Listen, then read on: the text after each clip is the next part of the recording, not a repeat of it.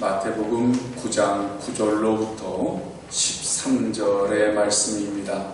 이 계시의 말씀을 한 절씩 교독으로 받들어 읽겠습니다. 예수께서 그곳을 떠나 지나가시다가 마태라 하는 사람이 세관에 앉아있는 것을 보시고 이르시되 나를 따르라 하시니 일어나 따르니라. 예수께서 마태의 집에서 앉아 음식을 주시되 나사리와 저희를 와서 예수와 그의 제자들과 함께 앉았더니 바리새인들이 보고 그의 제자들에게 이르되 어찌하여 너희 선생은 세리와 죄인들과 함께 잡수시느냐. 예수께서 들으시고 이르시되 건강한 자에게는 의사가 쓸데없고 병든 자에게는 한술이 되느니라. 다 같이요. 너희는 가서 내가 긍휼을 원하고 제사를 원하지 아니하노라 하신 뜻이 무엇인지 배우라. 나는 의인을 부르러 온 것이 아니요 죄인을 부르러 왔노라 하시니라. 아멘. 이 세상이 얼마나 험악한지 진리가 흔들리고 그리고 그 진리가 뭔지조차도 기준이 막 흔들리고 있어요. 그래서 모든 것이 혼란스러워요. 뭐가 진리냐? 그러면 사람들이 글쎄 뭐가 진리일까? 그리고 헷갈리기 시작을 했어요. 그 왜 그럴까요? 그것은 믿는 우리부터 반성을 해야 되는데 우리들이 하나님의 말씀이 진리라고 하는 사실을 알면서도 하나님의 말씀대로 살지 못하고 자꾸 세속화돼가지고 세상 것을 추구하기 시작을 했어요. 어느 때부터인가 우리가 가난했을 때의 그 믿음은 늘 주님 말씀대로 살아야 되겠다. 천국의 소망을 가지고 살아야 되겠다. 우리 가난했을 때에도 예수님을 믿으면서 그런 소망을 가지고 살았었거든요. 그런데 점점 잘 살게 되면서 하나님의 말씀대로 살아야 되겠다라고 하는 생각은 어디론가 없어져 버리고 부자가 돼야 되겠다. 성공해야 되겠다. 출세해야 되겠다. 아니 예수 믿으면서 그런 쪽으로 자꾸 우리들의 마음이 변하게 되니까 하나님의 진리가 흔들리기 시작을 했어요. 그러다 보니까 세상에 빛이 되고 세상의 소금이 되어야 되는 우리의 사명은 어디로 가버린 채 예수 믿는 사람이든지 믿지 않는 사람이든지 세상에서 부자로 살면 돼. 세상에서 출세하면 돼. 세상에서 성공하면 돼. 이러다 보니까 이 세상에서 진리가 흔들리기 시작을 하고 그리고 무엇이 하나님의 말씀인지 무엇이 정말 우리가 원하는 천국인지가 사라져버렸어요. 그래서 요즘 이제 다시 나오는 얘기가 말씀으로 돌아가자. 복음으로 돌아가자. 그런 말들이 나오기 시작을 했어요. 말씀으로 돌아가자. 복음으로 돌아가자. 그 말이 무슨 말씀일까요? 뭐 여러 가지 해석할 수 있어요. 다른 쪽으로 얼마든지 자기가 보고 느낀 그리고 경험한 상황에서 말씀으로 돌아가는 것이 무엇인지 복음으로 돌아가는 것이 무엇인지 그 말을 다른 것으로 이렇게 해석할 수도 있지만 그 중에 가장 중요한 게 뭐냐면 예수 그리스도의 복음은 바로 하나님의 나라를 위한 핵심적인 진리다. 그 말이에요. 다른 말로 말하면 내가 하나님의 자녀라고 하는 사실 그 정체성을 깨닫고 하나님의 말씀다운 삶을 살기로 다짐하면서 내 신앙의 정체성을 확립하자. 그 말이에요. 세상적인 것들 세속적인 것들 그게 하나님의 나라도 아니고 내가 원하는 목표도 아니고 내가 원하는 것은 하나님의 말씀 다른 말로 말하면 내가 거듭나서 하나님의 자녀가 되는 것 그리고 하나님께서 우리에게 언약하신 하나님 나라를 바라보면서 사는 것 그것으로 돌아가자는 거예요. 여러분, 오늘 성경 본문 말씀을 보면 마태라고 하는 사람이 등장을 해요. 이 마태는 마태복음을 쓴 사람입니다. 이 사람은요, 경멸하는 대상에서 존경받는 사도가 된 사람이에요. 왜 경멸하는 대상이었느냐? 그의 직업이 세리였거든요. 예수님 당시의 세리는요, 창녀들, 도적들, 그런 죄인들과 함께 그 시대의 사람들이 경멸하고 멸시하고 막 죄인시했던 그 직업을 가진 사람들이 사람 중에 한 사람이에요. 왜 그러겠어요? 로마의 앞잡이라고, 내북노들이라고, 세금을 걷어들여서 자기들이 로마에 드릴 만큼 갖다 바치고, 그리고 나머지는 자기가 착복하니까 저놈들은 완전 민족을 등치는 도둑놈들이라고 경멸했던 그 직업이 바로 세리였거든요. 이 마태가요, 원래 이름은 누가복음이나 또 혹은 마가복음을 보면 레위라고 기록이 되어 있어요. 레위는 어떤 사람이에요? 레위라고 하는 것은 레위 지파 사람들이 주로 갖는 이름인데, 레위 지파는 제사장 지파입니다. 성전에서 제사장이 안 된 사람들은 성전에서 봉사하고 성전의 일을 돕는 사람들이에요. 그러니까 성전 안에서 하나님을 섬기는 사람이었어야 되는데, 지금 이 사람이 무슨 직업을 갖고 있어요? 자기 민족이 욕하고 손가락질하고 경멸하는 세리라고 하는 직업을 갖고 있어요. 그러면 우리가 생각해 보면, 하나님을 섬겨야 되는 사람이 세리라고 하는 직업을 갖고 있었다고 하는 것은 무슨 사정이 있었겠죠. 자세한 거는 모르긴 몰라도 아마 먹고 살기 힘들었나 봐. 우리 입장으로 보면 말이에요. 레위였으니까 아마 성전에서 제사장 일을 했을지도 몰라요. 요즘으로 말하면 목회를 해야 하는데 목회도 안 되고. 그러니 어떻게 해요? 가족들은 먹여 살려야 돼요. 그러니까 세상적인 그러한 타협을 이루어서 세리라고 하는 직업을 갖게 됐어요. 그런데 그 마음속에는 늘 무슨 마음이 있었을까요? 나는 하나님을 섬겨야 되는 사람인데. 우리가 요즘 신앙생활하면서 세상적인 것들을 추구할 때 겪는 그 갈등을 똑같이 겪고 있었을 거예요. 하나님을 섬기는 사람인데 하복근영이 또 포도청이기 때문에 이걸 안 할 수도 없고. 그런데 그런 사이에 9절의 말씀을 보니까 예수님께서 그곳을 지나가시다가 마테라 하는 사람이 세관에 앉아있는 것을 보시고 이르시되 나를 따르라 하시니 일어나 따르니. 마음의 갈등을 겪고 세상적인 일을 하면서도 이게 양심적인 일이냐, 이게 신앙적인 일이냐 막 그러면서 그 일을 억지로 하고 있는데 주님이 뭐라고 얘기를 하시냐면 나를 따르라 그러시는 거예요. 마태가 그 자리에서 벌떡 일어나서 그 모든 자기의 직업을 내팽개치고 그리고 예수님을 따라 나섭니다. 여러분, 우리가 신앙생활을 할 때는요, 세상의 눈치나 세상 사람들의 눈치를 봐서는 안 돼요. 우리가 세상의 눈치나 세상 사람들의 눈치를 보게 되면요, 내 신앙이요, 그냥 세상 기준으로 떨어져 버려요. 그래서 하나님이 원하시는 거룩한 생활을 하지 못하고요, 그냥 세상의 비굴한 모습으로 비춰지기 시작을 해요. 이게 능력이 없는 성도가 되버려요.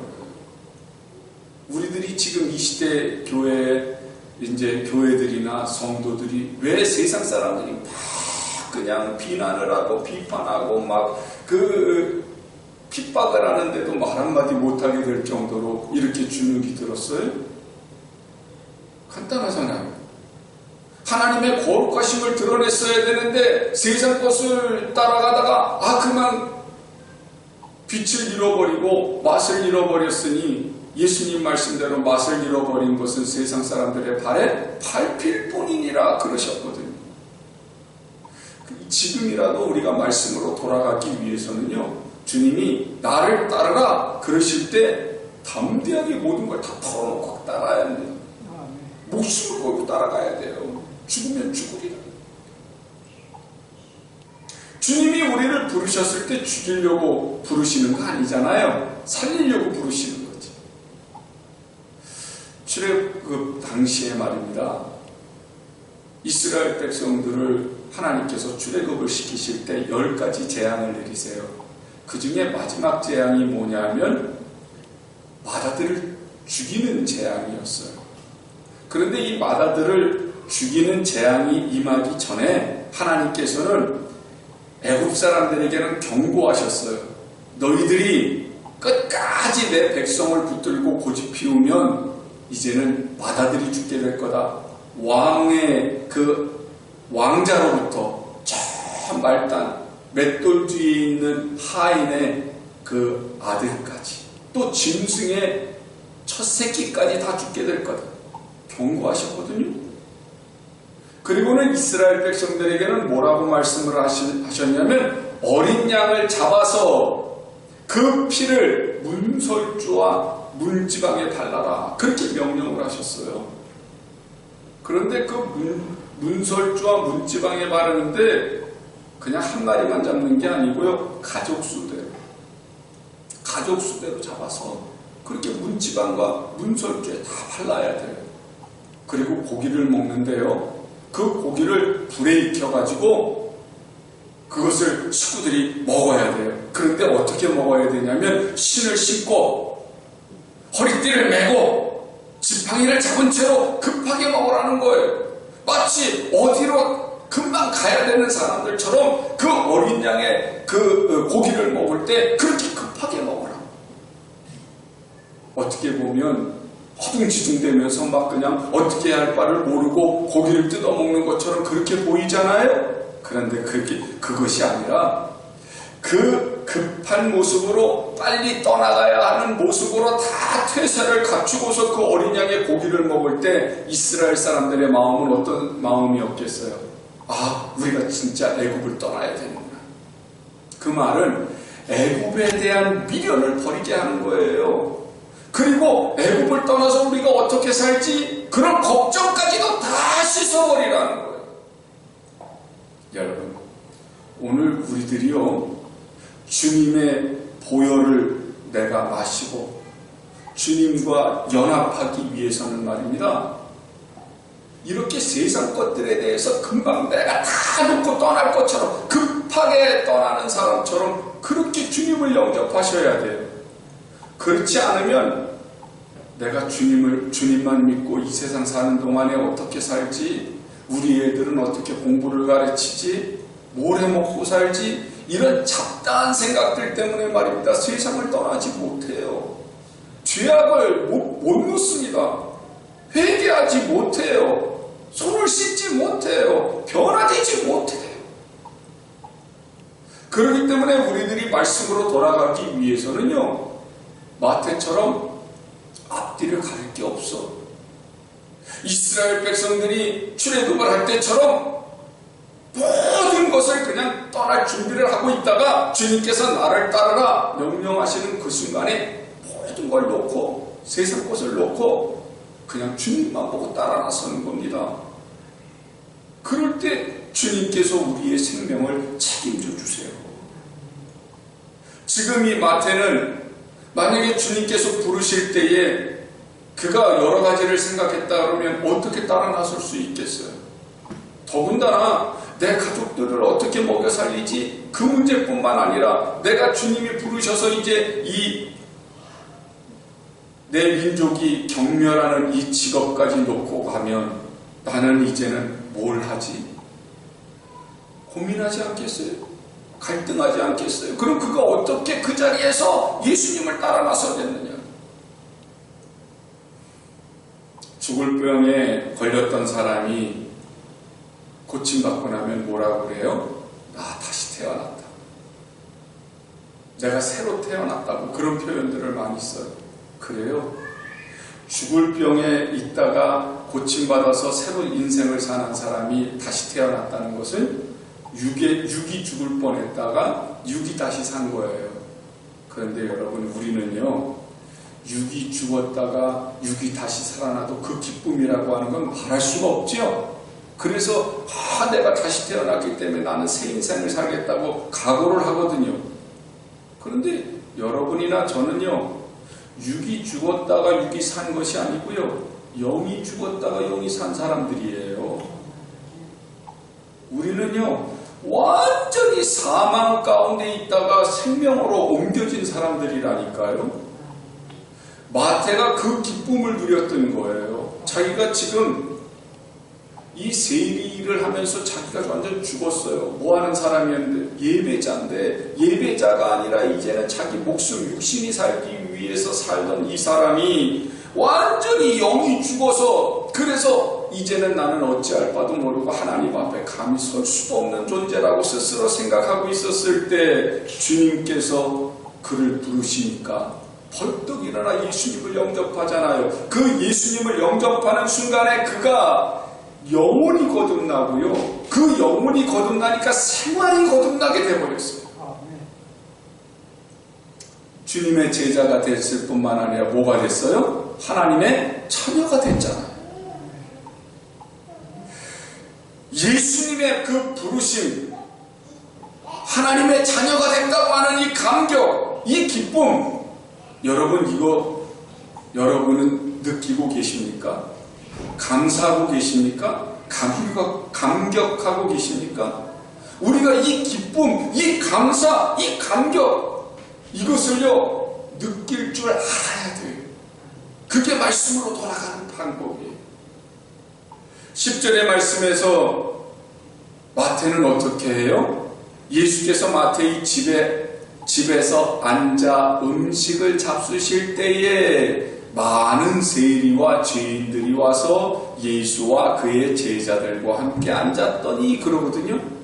마태는 예수님이 부르심으로 말미암아 자기가 이제는 죄 가운데서, 세상 가운데서 하나님의 자녀로 거듭났다고 하는 그 기쁨, 그 감격, 그 감사를 뭘로 표현해요? 잔치를 베풉니다. 잔치를 베풀어요. 예수님께 지금 잔치를 베풀면서 예수님을 초대한 것은 왜 그래요? 주님께 감사합니다. 나를 이렇게 죽음 가운데서, 죄 가운데서 구원해 주셔서 감사합니다. 주님을 초대했을 때는 그런 의미가 있었고요. 그런데 주님만 초대한 것이 아니라 누가 있어요? 많은 세리와 죄인들이 왔어요. 그 얘기는 뭐예요? 자기 친구들을 불렀어요. 세리들을 불렀어요. 세리들뿐만이 아니라 그 당시에 죄인들이라고 사람들이 상대하지 않던 그 죄인들까지도 불렀어요. 거기에는 창기들도 있었을 겁니다. 거기에는 사람들이 막 비난하고 있던 거짓말쟁이도 있었을 겁니다. 사기꾼들도 있었을 거예요. 그런데 그 모든 사람들을 불렀어요. 왜 불렀을까요? 그 사람들에게 어떻게 하려고요? 내가 거듭났어. 내가 다시 태어났어. 나는 이제부터 이 세상에 속한 사람이 아니라 나는 이제는 예수님의 제자가 되었어. 나는 하나님의 자녀가 되었어. 그 사람들에게 자랑하는 겁니다. 선포하는 겁니다. 안 그러면 그 사람들이 어떻게 하겠어요? 예전에 보니까 말이에요, 어떤 분이 나 술 끊었다고 그렇게 얘기하는데 그 친구들이 옆에서 자꾸 한 잔만 해, 한 잔만. 오늘만 먹고 내일부터 끊으면 되잖아요. 그런 사람들이 많더라고요. 그래가지고 결국은 술 끊었다고 하는 사람이 다시 술 먹고 술병 나서 죽더라고요. 마태가 많은 세리와 죄인들을 부른 것은요, 나 이제 더 이상 부르지 마. 죄인들의 자리에 나를 부르지 마. 너희들의 세상으로 나를 이끌어들이지 마. 나는 누구야? 나는 이제 하나님의 자녀가 되었어. 그것을 선포하는 자리가 자기가 예수님을 모시고 잔치를 벌이는 자리였어요. 그리고는 마태가 새로운 기쁨, 새로운 감사, 새로운 즐거움, 새로운 감격에 빠져가지고 예수님을 섬기는 그 모습을 보임으로 인해서 많은 세리와 죄인들은 무슨 생각을 했을까요? 나도 주님을 모셔야 되겠어. 나도 예수님을 따라가야 되겠어. 나도 예수님의 종이 되면 나도 하나님의 자녀가 될 수 있겠지. 주님을 믿고자 하는 마음들이 생기지 않았겠습니까? 자연스러운 전도가 되는 자리가 아니었겠어요? 여러분, 우리가 예수님의 자녀가 됐다고, 예수님의 제자가 되고 하나님의 자녀가 되었다고 하는 그 기쁨과 감격이 바로 뭐냐면 예배예요. 지금 우리는 잔치에 참석하고 있는 거예요. 그런데 우리가 이 잔치에 참석한 이 모습이요, 세상 사람들에게 비추어질 때 나의 모습, 달라진 모습들이 세상 사람들에게 보여져야 돼요. 나는 세상과 상관없는 사람이야. 나는 이제 세상 것에 매여져 있는 사람이 아니야. 나는 죄 가운데 살던 사람이 아니야. 나는 하나님의 자녀가 되었어. 그 기쁨과 그 감사와 그 감격을 세상 사람들에게 보여줄 때 이게 생활 정도가 되어야 되는 거거든요. 그래서 세상 사람들이 볼 때, 야, 정말 너 변했구나. 너 다시 태어났구나. 세상 사람들이 우리를 인정할 때 나도 예수님을 믿어야 되겠어. 나도 주님을 영접해야 되겠어. 그런 마음이 우러나올 수 있도록 해야 되거든요. 우리가 예전에는 전도지를 들고 집집마다 찾아다니면서 전도했어요. 코로나 전까지만 해도요. 우리 교회도 위에서 팝콘 튀겨가면서 전도했잖아요. 근데 지금은 이제 그거 안 돼요. 교회에 대한 신뢰도도 떨어졌지만 무엇보다 코로나 시대가 지나오면서 사람들과 대면할 수가 없어요.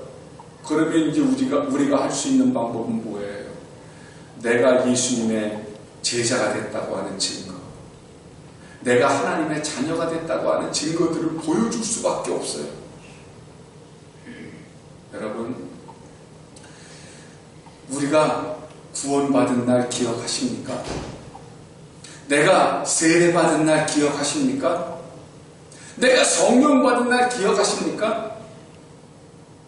그게 거듭난 날인데, 그게 새로 태어난 날인데, 그 날짜를 기억하지는 못해도요, 적어도 내가 거듭났다고 하는 사실 때문에, 내가 다시 주님을 영접했다고 하는 사실 때문에 기뻐하고 감사하는 일은 하셔야 되죠.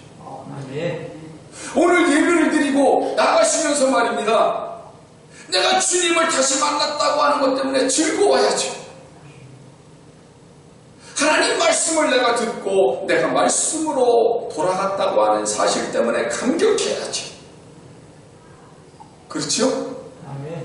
그래야 오늘부터 다시 내가 말씀으로 돌아갔다고 하는 사실 때문에 주님의 향기가 돼서 이 지역에 죽어가는 사람들에게 생명의 향기를 풍길 수 있게 됩니다. 우리가 세상과 타협하지 않을 수 있는 담대함이 어디에서 나오느냐? 항상 주님의 은혜에 감사할 때, 예수님이 나를 위해서 죽으셨다고 하는 이 십자가 은혜에 감격할 때, 내가 하나님의 자녀가 됐다고 하는 그 은혜에 푹 빠져 있을 때 세상을 이길 수 있는 힘이 거기에서 나와요. 세상에서는 얼마나 많은 유혹을 하겠어요. 먹을 것 갖고 유혹하죠. 볼 것 갖고 유혹하죠. 돈 갖고 유혹하죠. 쾌락으로 유혹하죠. 그럴 때마다 주여 믿습니다. 입으로 10번을 한다고 한들 이겨나갈 수 있겠어요? 그건 입술의 신앙으로는 못 이겨요. 내 중심의 신앙으로 이기셔야죠. 하나님이 나를 자녀 삼아 주셨어. 예수님이 나를 위해서 죽으셨어. 그 감격에 빠져있는 사람은요, 아무리 아무리 세상에서 핍박하고 아무리 세상에서 유혹을 한다 해도 흔들리지 않습니다. 11절 말씀도 한번 보실까요? 마태가 잔치를 벌여서 그렇게 예수님께 감사하고 죄인들을 불러서 떠들썩하게 예수님이 자기를 구원하신 일에 대해서 증거하고 있으니까 바리새인들이 봤습니다. 바리새인들이 보고 그의 제자들에게, 그의 제자가 누구예요? 예수님의 제자들한테 얘기하는 거예요. 어찌하여 너희 선생은 세리와 죄인들과 함께 잡수시느냐.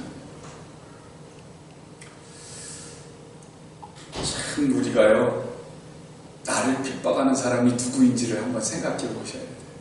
나를 핍박하는 사람이 나를 모르는 사람이 핍박을 합니까? 나를 잘하는 사람이 핍박합니까? 나를 잘하는 사람이 핍박해요. 그렇기 때문에 나를 잘하는 사람이 하는 얘기를 한번 기억해 보셔야 돼요. 뭐라고 하면서 핍박합니까? 야, 너 교회 다닌다고 하면서 기도도 안 하고 밥 먹냐? 그만하지. 해요, 안 해요? 야, 너 교회 다닌다고 하면서 너 거짓말하냐? 그러니까 하나님을 믿는다고 하면서 죄를 짓는다고 하는 것 가지고 막 나를 막 핍박을 해요. 그럼 이제 여러분 그 핍박을 들을 때 무슨 생각이 들어요? 일단은 하나님께 죄송하죠. 그렇잖아요. 야, 너 기도도 안 하고 밥 먹냐? 그러면 깜짝 놀라서 그러잖아요. 물론 입으로야 내가 기도 안 하든 안 하든 너하고 무슨 상관이 있냐 이러면서 막 이제 대들기는 하지만 속으로는 일단은 하나님께 죄송해요. 그렇잖아요. 지금 바리새인들이 예수님한테 야, 너희 선생은 세리와 죄인들과 함께 잡수시냐? 그러면서 막 그렇게 얘기할 때는 누구들이라고 하는 소리예요? 이 소리는 예수님도 듣고 그 자리에 있는 마태도 들으라는 소리잖아요. 그럼 마태가 그 소리를 들었을 때 예수님께 무슨 생각이 들었어요? 너무 죄송하죠. 나 같은 죄인의 집에 예수님이 오셔서, 더군다나 내가 초대한 사람들이 다 누구야? 세리들이고 죄인들이잖아요. 그러니까 예수님께 너무너무 송구한 거야. 거기다가요, 여기 모인 사람들이 죄인이고 전부 다 그냥 세리들이니까, 그러니까 마음에 큰 상처를 줬죠. 그래, 맞아. 나 같은 게 무슨 예수님 제자가 되겠다고. 아마 마태의 마음이 흔들렸으면, 그래, 이 잔치 끝나고 나면 다시 내가 갈 곳은 세리의 자리야. 어쩔 수 없어, 나는. 아마 그랬을 거 아니? 그러니까 우리가 이 마태의 마음이나 우리 마음이나 똑같아. 나를 아는 사람들이, 야, 너 예수 믿는다면서 신앙생활 그따위로 하냐? 기도도 안 해. 예배도 뭐 안 해.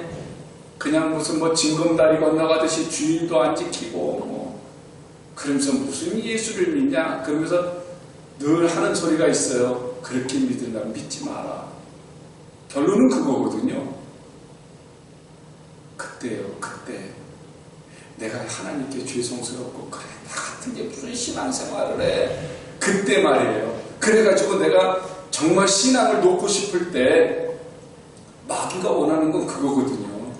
나 같은 게 무슨 하나님의 자녀라고, 나는 거듭나지 못한 게 맞아. 그리고 포기하고 싶을 때, 그때 우리 주님이 변호해 주세요. 12절 13절에 그러시잖아요. 예수께서 들으시고 이르시되, 건강한 자에게는 의사가 쓸데없고 병든 자에게야 쓸데있느니라.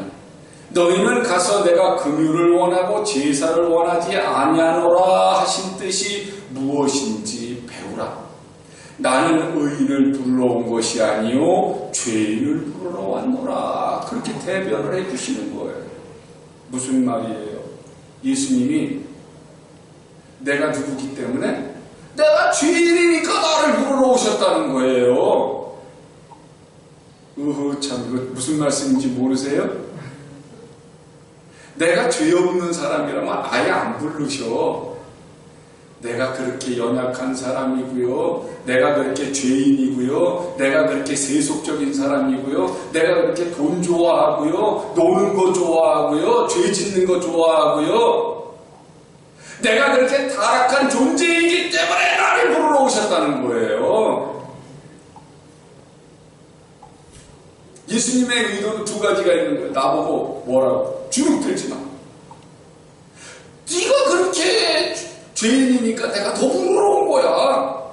또 하나는 바리새인들한테 니네가 그렇게 착하냐? 니네도 죄인이야. 니네가 지금 내가 너희들 앞에 있는데 나를 못 알아보는 이유는 너희들이 지금 착하게 산다고 스스로 생각하기 때문에 그러는 거잖아. 물론 겉으로 봤을 때 바리새인들처럼 착하게 사는 사람들 없어요. 도덕적으로 사는 사람들이에요. 율법적으로 사는 사람들이에요. 겉으로 봤을 때는 말씀대로 사는 사람들인 것 같아. 그런데 겉모양 그런데 속은요.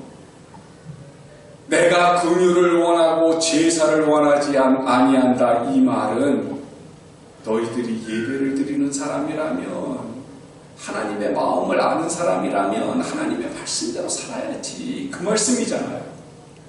형식은 예배를 드리는 사람 같은데 말씀대로 안 사는 사람, 그래놓고 자기는 의인이라고 말하는 거, 그게 얼마나 큰 죄인지 아니? 너희들도 죄인이야. 그래서 예수님은 지금 두 양쪽을 다해서 하시는 말씀이세요. 죄인이라고 가슴 치는 사람에게는 걱정하지 마. 내가 너를 부르러 왔어.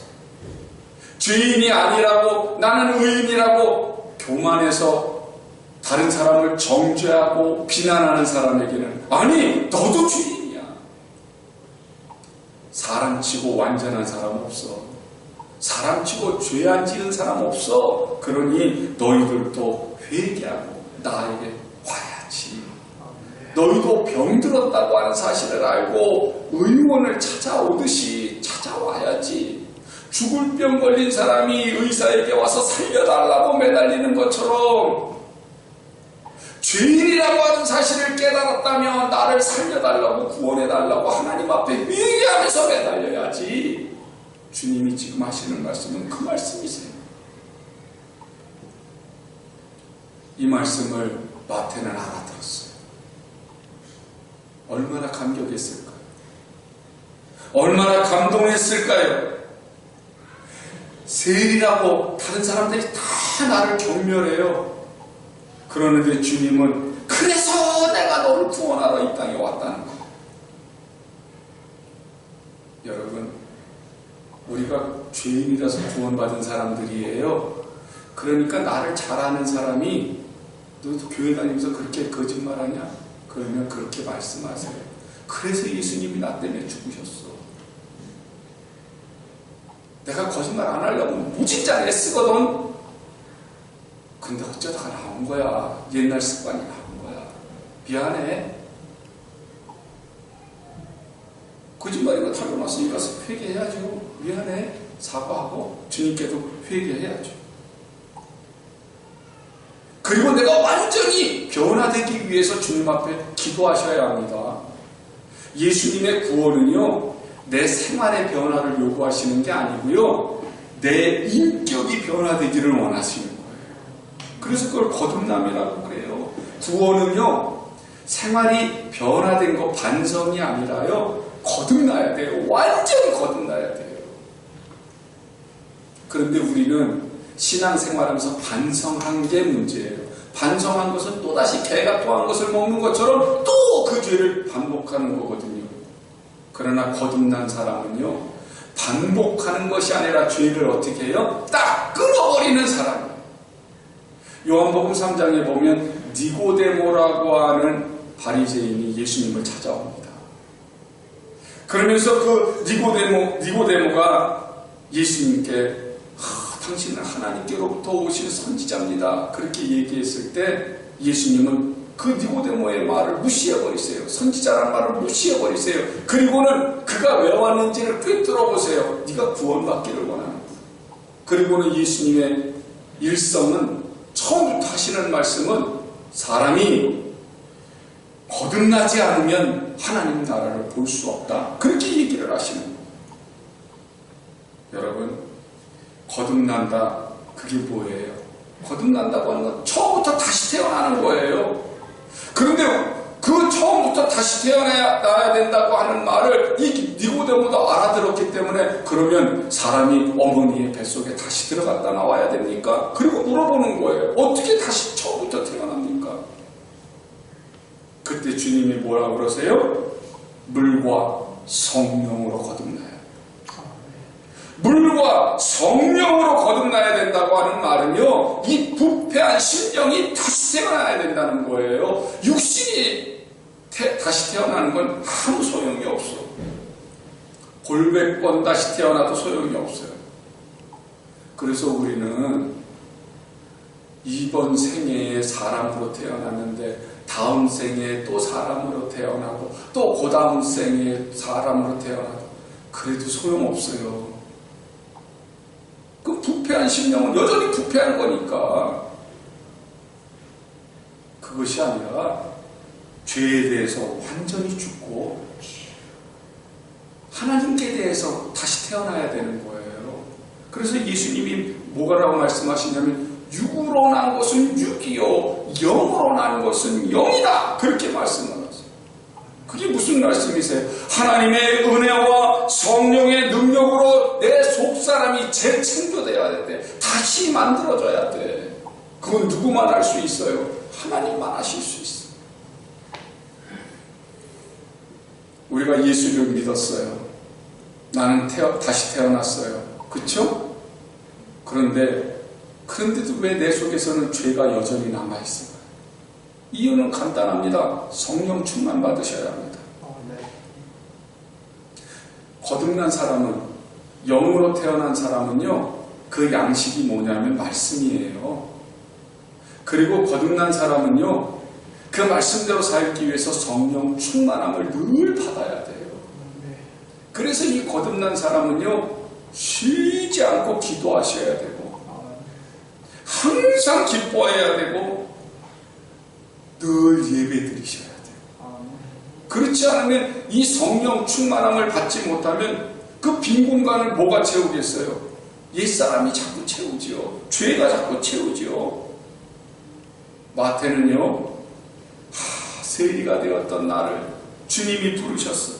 그래서 주님의 제자가 되고 하나님의 자녀가 됐다고 하는 것, 그것에 대해서 감격하고 감동해서 오늘 이 마태복음에서 간증을 하고 있는 겁니다. 그것은요, 직업이 바뀐 게 아니에요. 세리라고 하는 그 직업을 버려버린 것들에 대해서 얘기하고 있는 것이 아니라 내 속사람, 내 영혼이 다시 태어났다고 간증하는 거예요.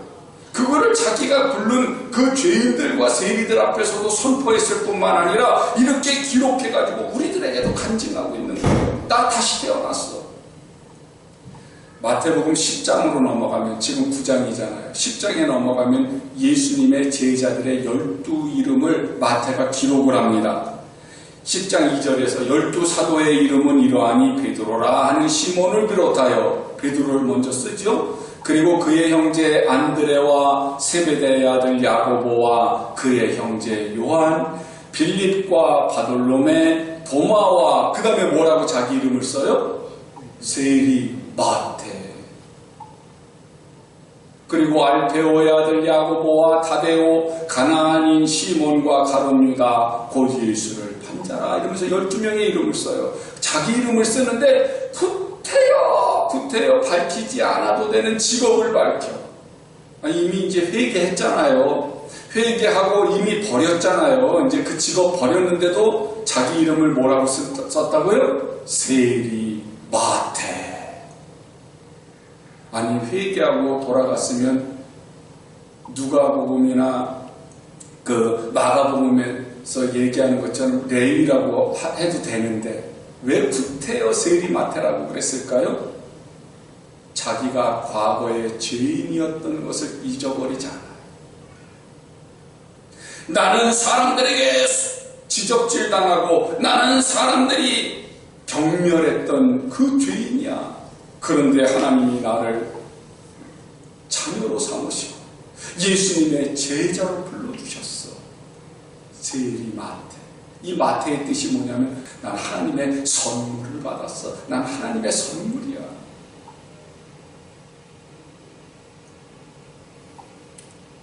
자기의 과거의 신분을 들추면서 세리 마태 그렇게 얘기한 거는 난 이제 다시 재창조되었어. 다시 태어났어. 내 인격과 삶이 변화됐어. 그걸 우리들에게 간증해 주고 있는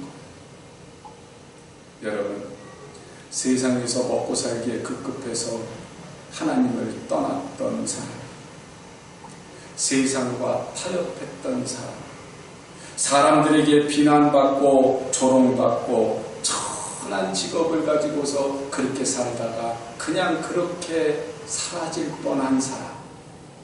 그런데 주님이 불러주셔서 예수님의 12 제자의 반열에 세워주신 사람. 우리가 구원받지 못했으면 우리는 어떻겠어요? 우리도 여전히 똑같았겠죠? 세상에서 살다가 죄에 빠져서 살다가 그냥 그렇게 없어졌을 거예요. 그런데 주님이 나를 부르셨어요. 나를 부르셔서 주의 자녀로 삼아주셨어요. 이것은 내 생활의 변화를 요구하시는 게 아니에요. 내 인격의 변화, 내 전 인격이 변화되면 생활은 자연적으로 변화되게 돼 있는 거거든요. 그렇기 때문에 내가 하나님의 자녀라고 하는 존재의 변화, 신앙의 정체성을 바로 가지시게 되기를 원합니다. 그리고 성령 충만을 입어서 내가 생각하고 있는 게 이 육신적인 생각이나 세상적인 것이 아니라 하나님 나라의 것이 되기를 원합니다. 사도 바울은 로마서 8장 5절과 6절에서 이런 말을 해요. 육신을 따르는 자는 육신의 일을, 영을 따르는 자는 영의 일을 생각하나니. 육신의 생각은 사망이요, 영의 생각은 생명과 평안입니다. 영의 생각은 뭐겠어요? 어떻게 하면 예수님을 닮을 수 있을까? 내가 어떻게 예수님의 제자가 될까? 어떻게 내가 하나님의 향기가 돼서 이 세상의 빛과 소금으로 살까? 그게 영의 생각이죠. 그렇게 생각을 하다 보면 무슨 일을 하든지 어디를 가든지 내가 하나님의 자녀다운 삶을 살려고 애를 쓸 것이고요. 그리고 주님의 향기가 되기 위해서 몸부림을 칠 겁니다. 그러기 위해서는 어떻게 하겠어요? 내 힘으로 안 되니까 기도하겠지요. 예배하겠지요. 말씀대로 살겠지요. 그러면서 바뀌어지는 거예요. 사랑하는 여러분, 우리가 이렇게 하나님 나라를 생각하는 사람일 때 하나님 나라를 유업을 받을 수 있어요. 갈라디아서 5장 16절에 보니까 내가 이르노니 너희는 성령을 따라 행하라. 그리하면 육체의 욕심을 이루지 아니하리라. 나의 나된 것은 무엇이라고요? 하나님의 은혜라고요. 그렇다면 우리가 이제 옛사람의 행위를 버리고 성령 충만함을 받기 위해서 애쓰셔야 합니다. 사도 바울도 계속해서 골로새서에서 이런 말을 해요. 너희가 서로 거짓말을 하지 말라. 옛사람과 그 행위를 벗어버리고 새 사람을 입었으니 이는 자기를 창조하신 이의 형상을 따라 지식에까지 새롭게 하심을 입은 자니라 그러거든요. 여러분, 내가 생각하는 것, 마음에 품은 것, 이것부터 바꾸셔야 돼요.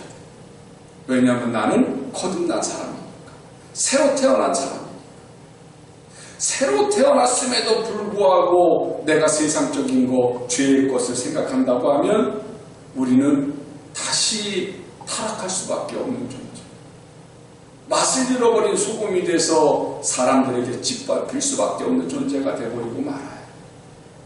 우리가 영의 생각을 하기 위해서는 하나님의 자녀의 그 신앙의 자존감을 가지고 살기 위해서는 성령 충만을 위해서 기도하시기를 원합니다. 마태가 나는 세리였어. 그걸 잊어버리지 않기 위해서 세리 마태, 자기 이름을 그렇게 기록한 것처럼 우리는 여전히 나는 죄인이었어.